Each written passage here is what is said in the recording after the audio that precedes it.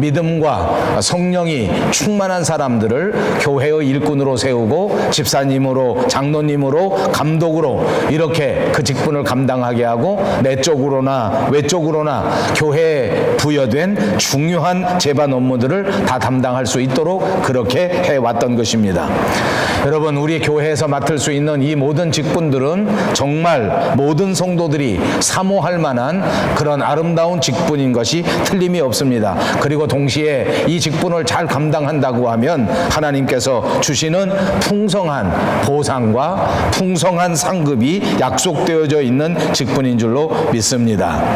성경은 교회의 여러 직분들, 이렇게 직분을 감당할 수 있도록 하나님의 사람들을 선택한 이 모든 일들이 하나님의 계획이요 하나님의 작정이라고 말씀합니다. 그리고 이런 직분을 받는 사람들은 당연히 이 하나님의 약속의 직분을 받았으므로 하나님의 선물을 받은 사람이라 이렇게 기록하고 있기도 합니다. 그러므로 저와 여러분은 하나님께서 작정하시고 하나님께서 선택하시고 하나님께서 큰 축복을 약속해 주신, 하나님께서 우리에게 주실 수 있는 가장 아름다운 선물을 허락해 주신 그 선물을 받은 사람인 것을 꼭 믿으시기를 주님의 이름으로 축복합니다. 하나님의 선물을 받은 사람으로서 어떻게 이 귀한 직분을 잘 감당할 수 있을까? 어떻게 우리를 충성되이 여겨 이 아름다운 직분을 맡겨주신 그 하나님 앞에 칭찬받는 사람이 될 수 있을까 하는 것을 생각하시면서 더 많이 충성하시고 더 많이 노력하셔서 정말 많은 열매를 하나님 앞에 내어놓을 수 있는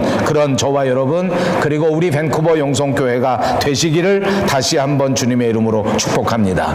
오늘 우리가 읽은 성경 본문에는 8절에 도덕적인 자세, 9절에는 신앙적인 자세, 그리고 12절에는 가정적인 자세에 대하여 분명하게 논하고 있습니다. 사랑하는 여러분, 오늘 본문은 디모데전서 3장 8절에서 13절 같이 봉독한 그 주제입니다. 이 디모데전서는 사도 바울이 디모데에게 기록한 첫 번째 편지입니다. 사실 사도 바울은 처음서부터 예수님을 따라다닌 그 12 제자 가운데 한 사람은 아닙니다. 여러분이 아시는 것처럼 사도 바울은 나중에 다메섹에 가는 그 도상에서 하나님 앞에 부르심을 받고 그때부터 회심해서 하나님의 제자가 되었지, 예수님이 살아생전에는 예수님과 더불어 함께 다닌 사람이 아니었다 그 말입니다. 그러므로 우리가 지난 시간에 생각해 본 것처럼 사실 정확하게 따지면 이 사도 바울은 사도의 자격 가운데 한 가지가 부족합니다. 사도는 예수님과 함께 만났던 사람이어야 하고 예수님에게 사명을 받은 사람이어야 하고 예수님의 부활을 직접 경험한 사람이라야 사도라고 부를 수 있는데, 다른 것은 다 맞습니다. 예수님을 만났습니다. 성령으로 충만하여져서 예수님을 영적으로 만난 사람은 틀림없습니다. 그리고 예수님의 부활의 사건을 직접 체험하게 되고 예수님으로부터 사명을 부여받아 위대한 사명을 감당한 그런 사람입니다. 그렇지만 안타깝게도 육체적으로 예수님이 살아계셨을 때의 인연은 없었습니다. 그래서 사실은 초대교회 때 내내 사도 바울은 자신의 직분, 이 사도의 직분에 대하여 많은 사람들의 구설수에 오르고 입방아에 올랐던 사람 가운데 하나입니다. 그리고 역사적으로 보면 사도 바울 한 사람만큼은 특별한 그런 어떤 절차를 따라서 그는 사도로 인정을 받고 예외 규정을 통하여 사도로 인정을 받은 사람 가운데 하나입니다. 아무튼 사도 바울은 이런 그 직분에 대한 시비가 있었지만은 그럼에도 불구하고 그는 탁월한 복음 지도자로서 복음 전파의 사역을 감당한 위대한 사도 가운데 한 사람입니다. 이 사람이 자신의 제자 아들과 같이 생각하는 디모데에게 목사로서 하나님의 교회를 섬길 때에, 직분자로서 하나님의 교회를 섬길 때에 어떻게 하면 좋겠는가 하는 것을 아주 자세하게 이렇게 일일이 기록해서 보낸 편지가 바로 디모데전서 그리고 디모데 후서라 그 말입니다. 이 직분을 잘 감당하려면 어떻게 해야 하겠는가 하는 말씀이요, 이 직분을 정말 잘해서 하나님 앞에 영광이 되려면 꼭 이렇게 해야 된다 하는 처절한 당부의 말씀이기도 한 것입니다. 어떤 조직, 어떤 단체이든지 간에 꼭 있어야 하는 직책이 있습니다. 예를 들어서 학교를 생각해 보십시다. 학교에 꼭 있어야 할 직책이 과연 무엇이겠습니까? 제가 생각할 때 학교에는 꼭 필요한 직책이 바로 교사일 것입니다. 선생이 없다면 학교가 있을 수 없는 것 아닙니까? 그러니까 당연히 교사 선교사가 있어야 하고 교장 선생님도 있어야 할 것입니다. 그러므로 교회도 분명한 조직을 갖추기 위해서는 꼭 필요한 직분이 있을 것입니다. 없어서는 안 될 직분이 있어야 하는데, 그것이 오늘 성경 본문에서 참고해 보면 다름 아닌 감독과 집사일 것입니다. 다시 말하면 목사, 장로, 집사, 이런 직분들은 하나님의 교회에 꼭 있어야 한다. 그래야 정상적인 교회가 될 수 있다, 이렇게 말씀드릴 수 있습니다. 목사는 무엇입니까? 하나님 앞에 부르심을 받은 사람입니다.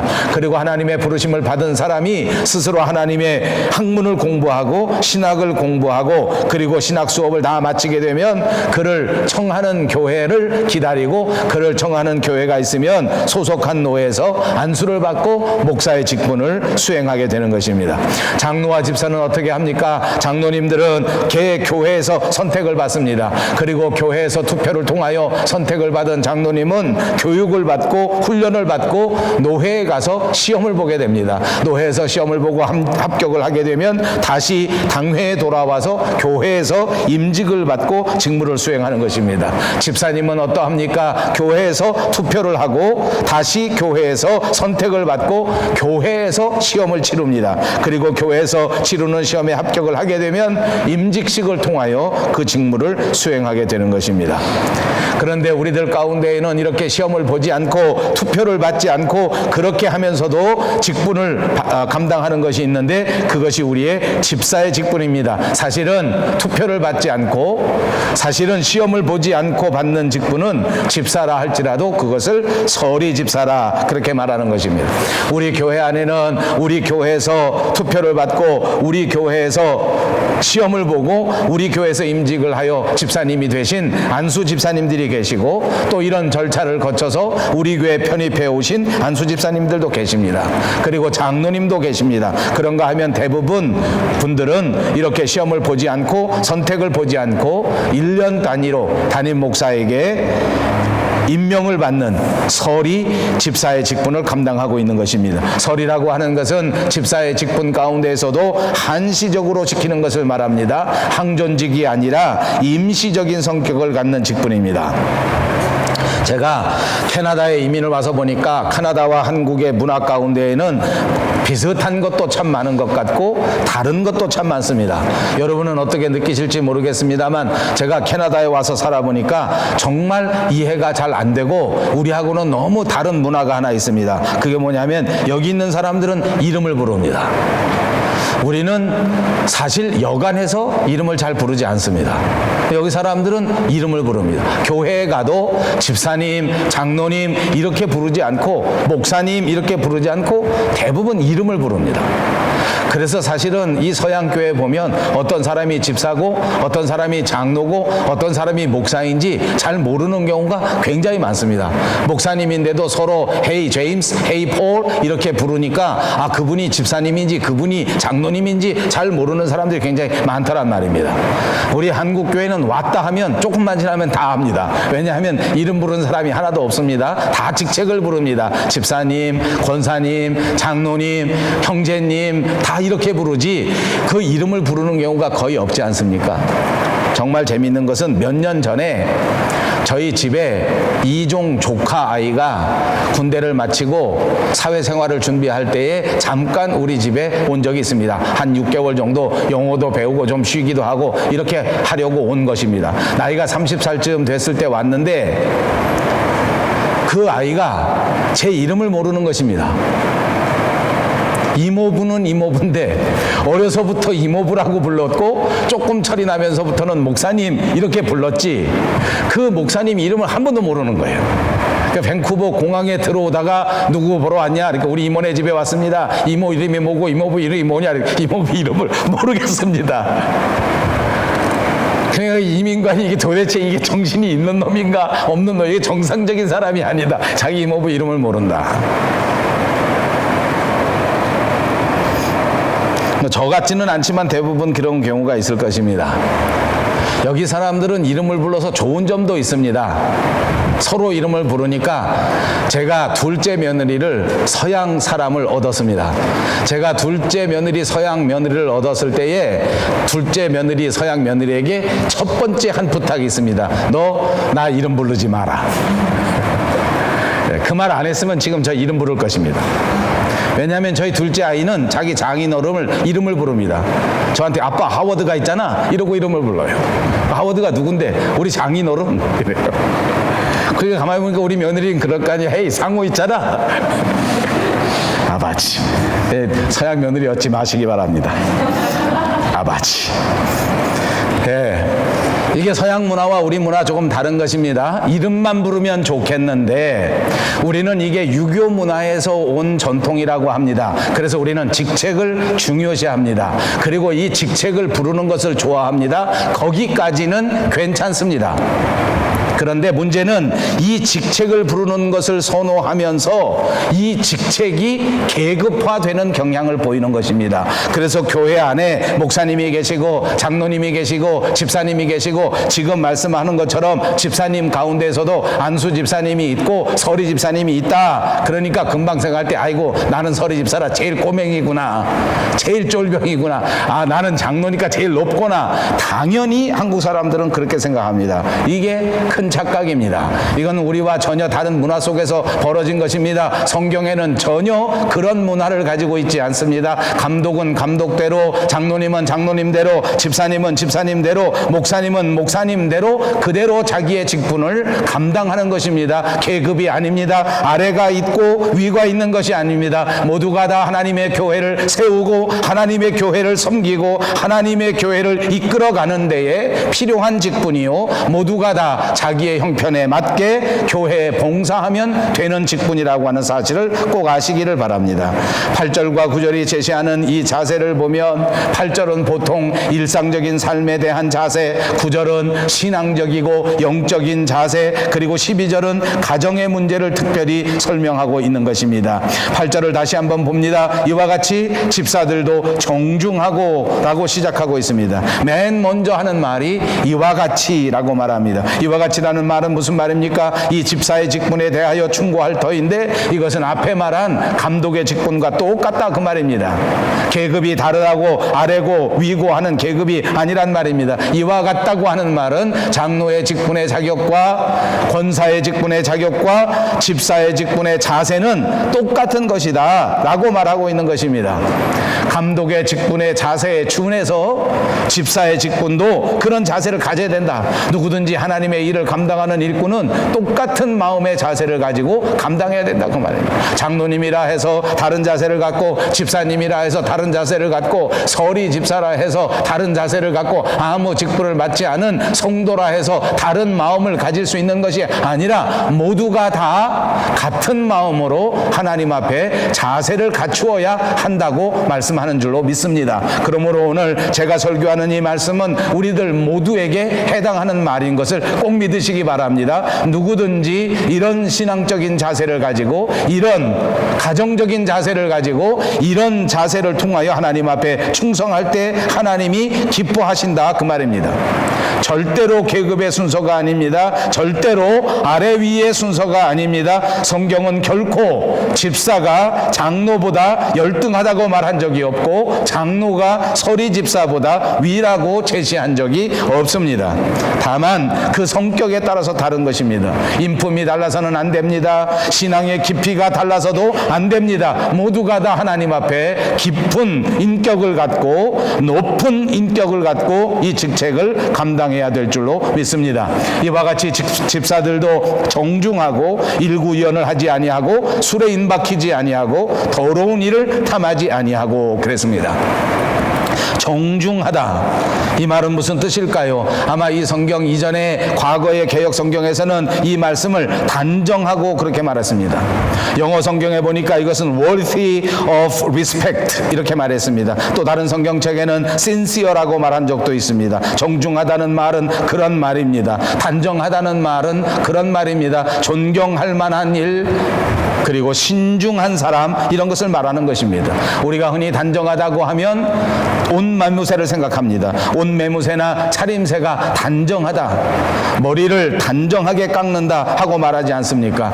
이것이 단정한 것입니다. 이것이 정중한 것입니다. 그런데 오늘 성경에서는 이렇게 단순하게 외적인 모습, 그런 옷 매무새 또는 표정, 이런 태도만 말하는 것이 아닙니다. 이것이 우리의 인격에서도 단정하고 정중해야 한다는 것을 말하는 것입니다. 우리의 사람됨이 정중하고 단중해야 된다는 말입니다. 우리의 인격이 존경할 만하고 성실하여야 된다는 말씀인 줄로 믿습니다. 사랑하는 여러분, 저와 여러분이 정말 이 세상 살아갈 동안 그 다른 모든 사람들에게 존경할 만하고 모든 사람이 성실하다고 인정할 만한 사람들이 다 되시기를 주님의 이름으로 축복합니다. 이것이 중요합니다. 하나님의 사람이 되었으면 모든 사람들에게 좋은 평판을 들어야 한단 말입니다. 다른 사람들이 존경할 만한 태도를 갖고, 존경할 만한 생각을 갖고, 존경할 만한 생활을 해야 된다, 그 말입니다. 생각해 보십시오. 한 사람이 교회 직분을 맡았습니다. 그리고 다른 사람들 앞에 나와 교회 사역을 감당하지 않습니까? 활동을 한단 말입니다. 그렇게 활동을 하면 다른 그 공동체에 있는 다른 회원들로부터 좋은 소리를 듣고 존경을 받아야 된다, 그 말이에요. 그래야 누구든지 다 인정할 수 있다, 그 말입니다. 그런데 존경을 받지 못하고 인정을 받지 못한다고 하면 그것은 올바른 하나님의 일꾼이 될 수 없습니다. 어떤 사람이 존경을 받을 만한 사람입니까? 8절의 나머지 구절들이 자세하게 설명하고 있습니다. 일구이언을 하지 아니하고. 일구이언이 무엇입니까? 이분 하나인데 말은 두 개라고 하는 한자어입니다. 일구이언. 이 사람 만나서는 이런 말을 하고 저 사람 만나서 저런 말을 하면 일구이언입니다. 어저께는 이런 말을 했는데 오늘은 이런 다른 말을 하는 사람도 일구이언입니다. 분명히 사실이 따로 있는데 사실과 전혀 다른 말을 하는 사람, 그것도 일구이언입니다. 그리고 사실은 요만한 것인데 이만큼 불려서 말하는 것, 그것도 일구이언입니다. 여러분 어떻습니까? 저는 이렇게 설교하지만 제 자신이 정말 가슴이 벌렁벌렁합니다. 왜냐하면 우리가 일구이언을 참 많이 하기 때문입니다. 있는 말을 없는 것처럼 합니다. 조그마한 말을 크게 불려서 이야기합니다. 이 사람에게는 이런 말하고 저런 사람에게는 내 기분에 따라서, 감정에 따라서 다르게 말합니다. 이렇게 하면 존경받지 못한다는 것입니다. 이렇게 하면 하나님의 일꾼으로 합당하지 않다, 그 말입니다. 두 번째로 존경받는 사람이 되기 위해서는 자기 자신을 통제할 수 있는 사람이어야 될 줄로 믿습니다. 이 성경 본문 하반절에 술에 임박히지 아니하고 라고 말했습니다. 이 말은 단순히 술만을 말하는 것이 아니라 그 말입니다. 술은 대표적으로 중독이 되는 특성을 우리에게 가르쳐 주는 것입니다. 술에 임박힌다는 말은 술에 중독된다는 말입니다. 이렇게 중독이 된다고 하는 것은 자기 스스로를 컨트롤하지 못하는 것입니다. 자기가 자기를 통제하지 못합니다. 이것이 존경받지 못한다는 것입니다. 여러분 어떻습니까? 우리가 어른이 되고 난 다음에 가장 큰 숙제는 자기 스스로를 자기가 책임지면서 자기가 컨트롤해야 된다는 것입니다. 많은 사람들이 자기의 시간을 컨트롤하지 못합니다. 많은 사람들이 자기의 욕심도 컨트롤하지 못합니다. 여러분 어린아이는 배가 고프면 자기 감정을 컨트롤하지 못합니다. 저희 둘째 아이가 아기를 낳았습니다. 2주가 되었는데 얼마나 울어대는지, 보통 울어대는 것이 아닙니다. 병원을 몇 번씩 갔습니다. 한 3주쯤 됐는데 병원에서 진단이 나오기를 이 아이가 엄마 젖이 너무 모자라서 우는 것 같다. 엄마 젖이 이제부터 조금 이제 조금 제대로 나오기 시작하니까 그렇다. 제가 제 아내한테 물어봤습니다. 아니 배가 고프다고 그렇게 악착같이 우냐? 그랬더니 제 아내가 그럽니다. 그럼 아기가 배가 고픈데 울기밖에 더 하겠어요. 그 맞는 말입니다. 그랬던 사람이 저와 여러분입니다. 우리 모두가 다 그랬습니다. 어렸을 때는 자기 통제를 할 수 없습니다. 배고프면 그냥 우는 것입니다. 그러나 철이 나고 어른이 됩니다.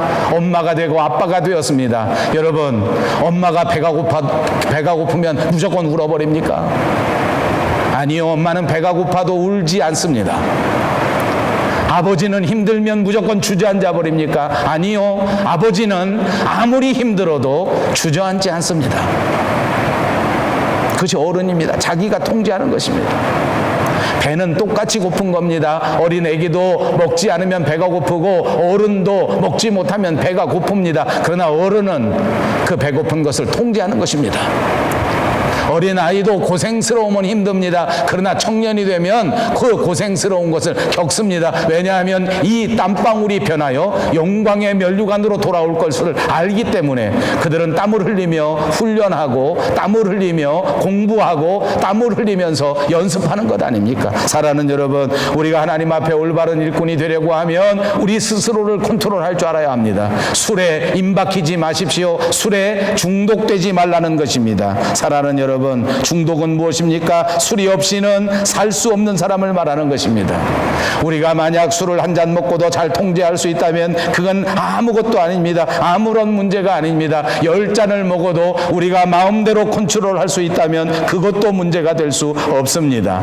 그러나 알코올이 중독이 돼서 알코올 중독, 알코올 없이 아무것도 할 수 없다고 하면 그것은 존경받을 수 있는 사람이 아닙니다. 이것만 그렇습니까? 요즘 TV 보도를 보니까 무슨 포켓몬고라는 것이 있다는데 이 게임에 빠져서 애고 어른이고 모두가 스마트폰 화면을 보고 걸어가다가 차가 오는 것도 몰라서 차에 치이는 사람들이 얼마나 많다고 보도가 되는지 모릅니다. 게임에 중독이 돼서 자기를 컨트롤하지 못합니다. 육체의 쾌락에 중독이 돼서 자기를 컨트롤하지 못합니다. 어떤 사람은 화투에 중독이 돼서 자기를 컨트롤하지 못합니다. 어떤 사람은 낚시에 중독이 돼서 자기를 컨트롤하지 못합니다. 여러분, 나쁜 것만 중독되는 것이 아닙니다. 이렇게 낚시도 중독됩니다. 이렇게 골프도 중독됩니다. 아무리 몸에 좋은 운동이라고 할지라도 중독됩니다. 더 심하면 일도 중독되는 경우가 있습니다. 뭐든지 중독되면 정상적인 삶을 살 수 없습니다. 자기 스스로를 잘 컨트롤해서 존경받는 사람들이 되시기를 바랍니다. 세 번째로 존경받으려고 하면 더러운 일을 탐내지 말라는 것입니다. 세상에 돈을 싫어하는 사람은 아무도 없습니다. 돈이 있으면 편리하기 때문입니다. 돈이 있으면 좋은 일을 많이 할 수 있기 때문입니다. 그래서 돈은 부러움의 대상이 될 수도 있습니다. 그러나 성경은 일관되게 우리에게 명령합니다. 돈을 사랑하면 안 된다. 돈을 사랑하는 것은 일만 악의 뿌리가 될 수 있다. 돈을 사랑하는 것이 우리 그리스도인에게는 아주 위험한 것이다라고 경고하고 있는 것입니다. 그렇습니다. 하나님의 일꾼이 돈을 사랑하면 존경을 받을 수가 없습니다. 집사가 돈을 너무 좋아하면 교회 일을 감당할 수 없다는 것입니다. 그렇지 않습니까? 돈을 너무 좋아하면 돈을 가지기에 급급하지 다른 사람을 위하여 돈을 쓸 줄 모르기 때문입니다. 돈을 너무 사랑하면 지도자가 될 수 없습니다. 왜냐하면 지도자가 자기 뒤에 돈을 쌓아둘지언정 다른 사람들을 위하여 돈을 쓰지 않기 때문입니다. 이제 존경받을 만한 사람의 신앙적인 자세도 등장합니다. 그것이 9절의 말씀입니다. 깨끗한 양심에 믿음의 비밀을 가진 자라야 한다라고 말합니다. 우선 집사의 직분이 교회 직분이기 때문에 믿음 있는 사람이 해야 된다. 너무나 당연한 것입니다. 그런데 여기서 관심을 끌 수 있는 과목이 두 개가 있습니다. 하나는 믿음을 말하는데 믿음과 양심이 서로 같이 나오고 있습니다. 믿음과 양심이 서로 밀접한 관련이 있다는 것을 보여주는 것입니다. 하나님이 사람을 지으실 때에 우리 사람에게 양심을 주셨습니다. 세상을 판단하라고 주신 것입니다. 이 세상의 모든 것들을 올바르게 판단할 수 있는 기능은 양심에서 나오는 것인데 이 양심이 제 구실을 잘 감당하면 존경받을 수 있다고 말입니다. 양심이 작동하지 않고 양심의 화인을 맞아버리고 양심이 더러워져 버리면 존경받을 수 없다. 그래서 본문은 말합니다. 깨끗한 양심에 믿음의 비밀을 가지라. 양심이 바르게 작동하면서 믿음을 가져야 한다 하는 것입니다. 그리고 또 두 번째로 믿음을 말할 때에도 믿음을 가지라 이렇게 말하면 간단한데 여기 보니까 믿음의 비밀을 가져야 한다 그렇게 말합니다. 믿음의 비밀. 왜 하필 믿음이라고 말하지 않고 믿음의 비밀이라고 하는가? 이것은 믿음에게 비밀이라고 하는 것이 그만큼 중요하기 때문에 그렇다. 믿음에는 비밀인 것이 있고 비밀이 아닌 것이 있다, 그런 말 아니겠습니까? 그러니까 믿음이라고 다 믿음이 아니다, 그런 말 아니겠습니까? 믿음에도 단계가 있다, 그 말입니다. 그렇습니다. 믿음의 특징은 깊은 단계가 있다는 것입니다. 믿음의 특징은 다른 사람이 잘 알지 못하는 신령한 것이 있다는 말입니다. 그것을 믿음의 비밀이라 하고, 그것이 바로 믿음의 본질이라는 것을 가르쳐 줍니다. 영어 성경 킴 제임스 버전에 보니까 이것을 mystery of the faith라고 말했습니다. faith의 mystery, 믿음의 미스터리다, 그렇게 말했습니다. 우리가 많이 읽는 NIV 성경에 보니까 이것이 deep truth라고 했습니다. 깊은 진리. 깊은 진리라는 말은 깊지 않은 진리도 있다고 말입니다. 여러분, 우리가 교회를 다니면서 믿음을 가졌습니다. 하나님께서 우리에게 믿음의 선물을 주셨기에 이렇게 하나님 앞에 나와 예배드리는 믿음의 사람들이 되었습니다. 그러나 여러분, 만족하지 마십시오. 이 믿음의 깊은 차원이 있습니다. 더 깊은 차원, 믿음의 비밀의 차원에까지 들어가실 수 있는 여러분 모두가 되시기를 주님의 이름으로 축복합니다. 깊은 믿음의 비밀을 소유해야 된단 말입니다. 여러분, 믿음의 비밀을 소유하면 어떻게 되는지 압니까? 세상을 바라보는 안목이 달라집니다. 믿음의 비밀이 없이 세상을 보니까 그냥 세상의 표면만 바라봅니다. 세상이 전부입니다. 보니까 눈에 보이는 게 전부입니다. 보니까 지금 순간이 전부입니다. 그러니까 어떻게 하든지, 남이 욕을 하든지 말든지 지금 순간에 나한테 이득이 되면 되고, 지금 순간에 내가 손해보지 않으면 되고, 지금 순간에 내가 어떻게 하든지 즐기면 된다, 이렇게 생각하면서 산다, 그 말입니다. 그런데 믿음의 비밀을 소유하고 보니까 이 세상이 다시 보이기 시작합니다. 뭡니까? 이 세상은 하나님의 작정과 하나님의 계획에 의하여 흘러가는 세상입니다. 지금 세상이 완전한 것이 아닙니다. 우리는 이 세상의 삶을 다 살고 난 다음 우리를 보내주신 주님 앞에 서야 할 사람들이라고 하는 것입니다. 주님 앞에 서서 이 세상에 살았던 삶을 전부 꺼내놓고 이것을 하나님 앞에서 판단을 받을 것입니다. 너무나 세상을 사랑하고 너무나 세상에 집착해서는 믿음의 삶을 똑바로 살 수가 없습니다. 믿음의 비밀을 간직하지 않은 사람은 하늘나라를 바라보지 못합니다. 여러분, 오늘 이 말씀을 통하여 여러분에게 부탁합니다. 오늘 꼭 이 예배를 마치고 돌아가셔서 오늘 하루가 다 지나기 전에 반드시 여러분의 눈을 들어 하늘을 쳐다보시기 바랍니다. 땅만 보지 말고 빌딩만 보지 마시고 눈을 들어 하늘을 보십시오. 그리고 과연 여러분의 눈에 저 하늘 너머에 있는 그 위대하신 예수 그리스도의 십자가가 보이시는지 한번 점검해 보시기 바랍니다. 만약 여러분이 십자가를 보지 못하신다면, 예수님의 뜨거운 사랑을 발견하지 못하신다면 여러분은 믿음의 비밀을 간직한 자가 아닙니다. 저 하늘 너머에 있는 예수 그리스도의 뜨거운 사랑, 그 하나님의 십자가를 꼭 발견하시고 믿음의 비밀을 간직한 자답게 천국을 바라보며 살아가시기 바랍니다.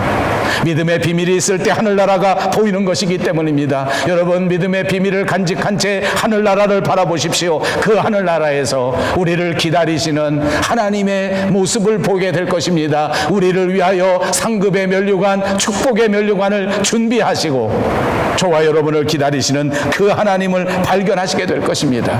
이제 이 세상에서 가장 귀한 분이 우리 예수 그리스도라고 하는 것을 다시 깨닫게 될 것입니다. 믿음의 비밀을 간직하십시오. 예수님 한 분만으로 만족할 수 있게 될 줄로 믿습니다. 주님이 있으심으로 그 어떤 것도 필요 없다고 하나님을 찬양할 수 있을 것입니다. 주님이 나의 주님이심으로 이제 나는 더 이상 필요한 것이 없다. 세상을 보는 방법이 달라집니다. 살아가는 방법도 달라집니다. 이제 믿음의 비밀을 간직하면 가족들을 바라보는 눈길도 달라집니다.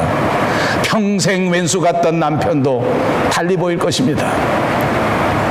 평생 귀찮게 하던 아내도 다르게 보일 것입니다. 속만 썩이던 자식들도 다시 보일 수 있습니다. 믿음의 비밀을 간직하면 교회를 사랑할 수 있게 됩니다. 믿음의 비밀을 간직하면 성도들을 이해하고 붙들고 사랑하게 될 줄로 믿습니다.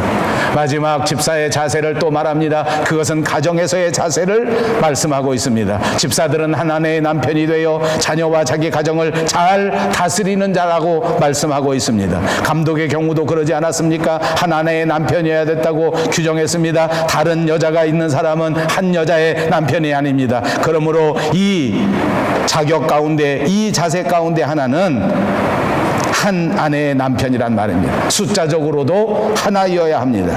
단순히 그것만 말하는 것은 아닐 것입니다.